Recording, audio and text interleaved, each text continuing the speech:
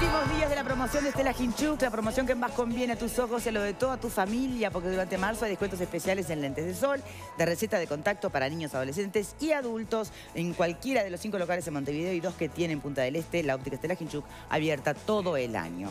Bien, retomamos. La pregunta quedaba planteada. ¿Qué rol juegan los militares hoy? En su momento el propio Maduro hablaba de que había que desmilitarizar el gobierno. No está actuando en consecuencia. ¿Cómo lo siente? Bueno, yo creo que en la sociedad venezolana las fuerzas militares tienen un peso importante que tiene que ver también con una historia y una lógica hasta latinoamericana, ¿no? O sea, analizar el fenómeno militar en Venezuela aislado de cómo es el fenómeno militar en la región, creo que no es bueno, porque de hecho en nuestro país, por ejemplo, también las fuerzas militares tienen un peso en la vida del país innegable en muchas áreas, en muchos lugares, y en los últimos días, por ejemplo, tuvimos un conjunto de ex militares que asumieron, digamos, un rol político partidario concreto. Entonces creo que es relativo en torno a analizar el peso de las fuerzas militares en Venezuela. Bien. Y está bueno, entiendo yo, no vincular y no hacer un análisis mecánico de decir, bueno, como en Venezuela hay una fuerte presencia de fuerzas militares, esto es una dictadura que más o menos es por donde algunos argumentos van planteados. ¿Qué opina de eso, Pasqué? A mí me parece que comparar la presencia de los militares en Venezuela con la que tienen en el Uruguay de hoy es agraviar al Uruguay de hoy. En nuestro país las Fuerzas Armadas no gobiernan y los militares retirados que dicen que van a hacer política son como cualquier civil que dice que va a hacer política, están en todo su derecho. Pero acá los militares no gobiernan. En Venezuela cogobiernan. Los militares están a cargo de la tercera parte de los ministerios, más o menos esa es la cifra, así como de varias empresas públicas. Tienen un canal de televisión propio, tienen un montón de ayuda para poder comprar alimentos más rápido que pueden los ciudadanos comunes, que a veces tardan 8 horas para comprar panes, por eso que hay... Tienen su propio sistema de distribución. Sí, digamos. Y su propio banco, tienen privilegios. Tienen una presencia importantísima. No, pero digo, si hablamos de beneficio... el gobierno pero le dan una importancia... Y son una parte fundamental del sistema de dominación. Un gobierno que ha perdido el apoyo popular, que pierde las elecciones, que tiene a la gente en la calle porque tiene hambre, porque no hay medicinas en los hospitales, porque hay un montón de problemas, se apoya en las Fuerzas Armadas, porque es la base que necesita para seguir ejerciendo su dominación. No tiene nada que ver con el Uruguay, salvo con aquellas utopías de algunos que en febrero de 1973 le daban la bienvenida a las Fuerzas Armadas y los comunicados 4 y 7 porque creían que valía la pena tener una dictadura si era con Fuerzas Armadas progresistas. Ahí puede estar el parentesco. Pero con lo que es la realidad institucional del Uruguay de hoy, no tiene nada que ver. Desde Tribuna, Jimena, ¿querés decir algo? Sí, en realidad, a ver, nos falta un poco el foco, es por qué nos importa tanto lo que sucede en Venezuela y por qué nos debería o no de importar. La realidad es que la región latinoamericana tiene una unión, una cohesión que no se ha materializado ni en lo económico, ni en lo transnacional, ni en lo identitario. Bien, ¿y por qué? ¿Qué respuesta Con respecto a eso, nos debería importar lo que pasa así en todos lados, pero particularmente los pueblos que realmente lo están sufriendo más. ¿Y por qué? Es una solidarización de pueblos, no es que firmó un tratado el Estado uruguayo, en este caso la OEA o el Mercosur, firmó un tratado el pueblo uruguayo para defender a los otros pueblos, pero también para que en el caso de que nos toque a nosotros también nos defiendan y también intervengan. Entonces es recíproco, van una ida y vuelta, porque a veces tendemos a irnos muy a lo arriba, a lo que pasa en las cúpulas, y nos olvidamos de que hay gente haciendo colas, de que hay gente que está desabastecida, que hay gente que tiene que cruzar a pie la frontera, y que hay gente que realmente está sufriendo, sea de izquierda, de derecha. Eso pasa a dejar de ser importante. José Luis. Libre intervención de los pueblos, la libre determinación de los pueblos y la no intervención ha sido uno de los principios fundantes del derecho internacional y como concepto, digamos, de los uruguayos, y por lo tanto es aplicable hacia afuera y hacia adentro. Por lo tanto, me parece que en este caso lo que estamos haciendo es como mirando para el costado de que en realidad en Venezuela se está produciendo un proceso que es la revolución, y que eso a muchos asusta porque es una revolución que en definitiva es institucionalizada. Y creo que en las palabras muchas veces aparecen como subyacentes y ocultas. El propio secretario general de la OEA está reconociendo de que Venezuela está siendo presa del sistema financiero porque está apretando de alguna manera los recursos que Venezuela bien podría beneficiarse.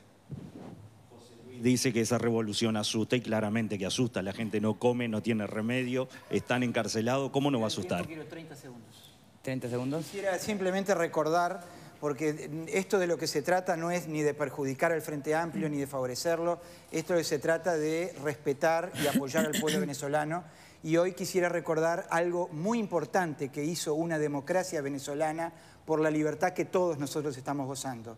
Recordarán ustedes que cuando de una manera terrible fue secuestrada una presa política, Elena Quinteros, de la Embajada de Venezuela, aquí en Boulevard Artigas, el gobierno de Venezuela actuó con gran hidalguía, rompió relaciones diplomáticas con Uruguay.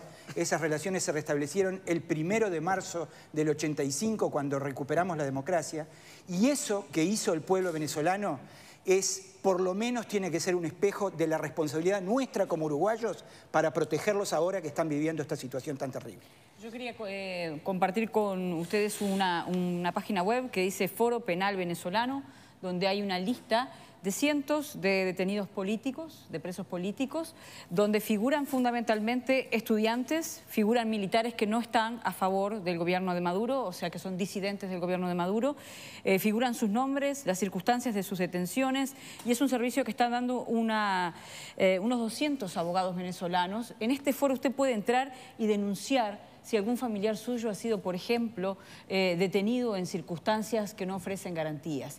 Es un foro genuino, digo, he chequeado la información, así que esto de que no hay presos políticos en Venezuela, y a la oposición le digo, ¿cuál es el camino? ¿Vamos rumbo a que la OEA saque a Venezuela del acuerdo como hizo con Cuba? 55 años estuvo Cuba sin integrar la OEA y ha dicho que no tiene ninguna intención de volver.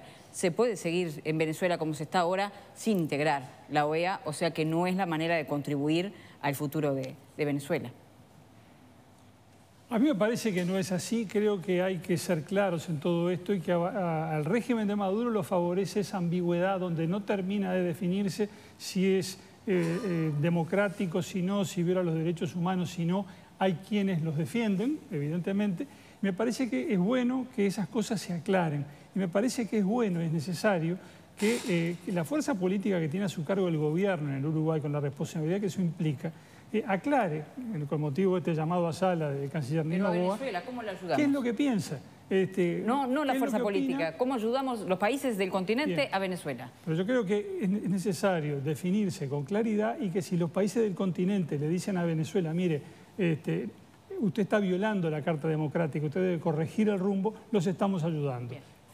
¿Qué pasó en el 2002? ¿Cómo reaccionó en realidad? ¿Cómo respaldó o actuó la Cancillería en nuestro país cuando el golpe de Estado a Chávez?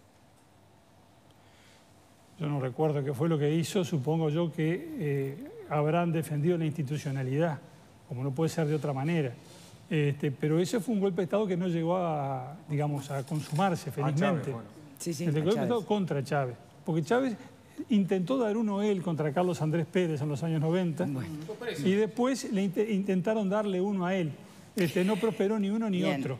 La posición uruguaya históricamente siempre ha sido de defensa de la institucionalidad democrática, con un gobierno de un signo o de otro. Bien. Núñez. Yo matizar algunas cosas, ¿no? Sobre los presos políticos. Y le voy a poner ejemplos de Uruguay, ¿no? La semana pasada tuvimos una situación de un grupo que lo iban desalojando, rompió todo habido y por haber, hubo detenidos, ¿no? Y si se sigue investigando, seguramente haya procesados. ¿Qué van a decir esas organizaciones sociales?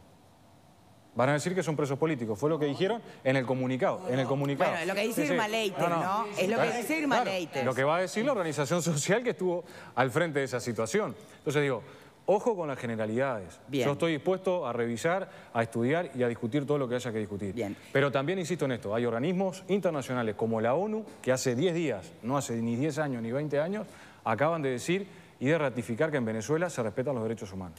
Señores, tenemos que despedirnos. Evidentemente, por todo lo que hemos escuchado hoy y venimos escuchando hace días, o no hay verdad histórica o algunos discursos chocan de cabeza contra ella.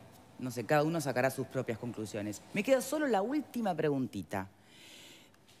Porque todo el tiempo estamos evocando la revolución bolivariana, ¿no? Entre comillas. Nada es tan peligroso como dejar permanecer largo tiempo en un mismo ciudadano el poder. El pueblo se acostumbra a obedecerlo y él a mandarlo. Es donde se origina la usurpación y la tiranía. Discurso de Simón Bolívar. Sí, estamos de acuerdo. Yo estoy de acuerdo con eso totalmente. ¿Cuántos años hace que está Maduro como presidente? Entonces, ¿En el 2019 van a haber elecciones o no? ¿No tendría que haber un referendo revocatorio? Claro, pero Bueno, lo están pero presionando para Eso que es lo que no si se la, convoque la si la ciudadanía y el pueblo venezolano así lo entiende, por supuesto que lo va a haber. No, lo que pero no hubo fue la cantidad de firmas necesarias para que, Eso no y es válidas cierto, eso para no que es eso se cierto. pudiera llevar a Dijeron cabo. de antemano que no iba a haber referéndum revocatorio. Yo les recuerdo que cuando Chávez gobernaba, la oposición juntó las firmas, hubo referéndum y lo ganó Chávez. Con mucha mayor razón, cuando no está Chávez sino Maduro, las firmas sobraban a una oposición que había ganado las elecciones legislativas en diciembre del 2015. Las firmas sobraban y antes de contarlas, Diosdado Cabello dijo no va a haber referéndum. Esa es la verdad, no están respetando la voluntad popular. Por eso no hay democracia en Venezuela. Señores diputados, de verdad, muchísimas gracias por habernos acompañado en el día de hoy y por haber llevado adelante este debate de una manera muy respetuosa. Salvo por el golpecito acá del compañero, pero muchas gracias de verdad, muchas gracias a los dos. Y a ustedes, por supuesto, por habernos acompañado.